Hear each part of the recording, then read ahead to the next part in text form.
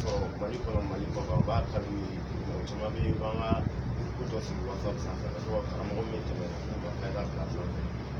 problème foyi t'a la numéro min na bila 75 68 68 57 n'i ye weleli kɛ n'Ala ka jɛ kunnafoni tɔ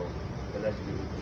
o tɛmɛnen an b'an kanuɲɔgɔn belebeleba dɔ fo min ye Maram Keyita Maram Bakari kɔnɔ kanubaga belebeleba don fayda kanubaga belebeleba don ani Naba Sam Kamara an ka foli b'a bɛɛ lajɛlen ani Si Kamara Baɲalan kɔnɔna la an ka foli b'u bɛɛ a n'an kanubaga bɛ diɲɛ kisi o kisi la an ka foli b'a bɛɛ ni Tarawele yɛrɛ foli bɛ Ali Tarawele ani Welesebugu la n'o ye Seko Amadu kanubagaba dɔ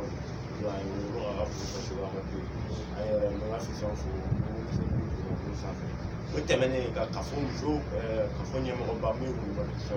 musow ka kafo ɲɛmɔgɔba min ye musow bɛɛ ka ko kunna Mali kɔnɔ olu ka foli ba ye fayda kɛnɛ lajɛ an b'a fo b'a sigiyɔrɔ la a bɛɛ lajɛlen fo Musa Kamara fo min Communauté Mande kɔnɔna la an ka foli b'a bɛɛ min ye Communauté Mande maire kɔrɔ ye an ka foli b'a fɛ fayda kɛnɛ fɛ ale ka karamɔgɔ Sala Bayandara fo a n'a woloba min ye Banana ko bɛɛ lajɛlen bɛ kelen filɛ an b'a fo Seko Amadu u bɛ kanu Sala furumuso bɛɛ bɛɛ lajɛlen bɛ kelen filɛ ko n b'u bɛɛ fo ka foli fɔ an kanubaga bɛɛ diɲɛ fan bɛɛ fɛ min y'a salamu aleykum warahmatulahi taala wabarakatuh a kan bɛ diɲɛ wagati wɛrɛ.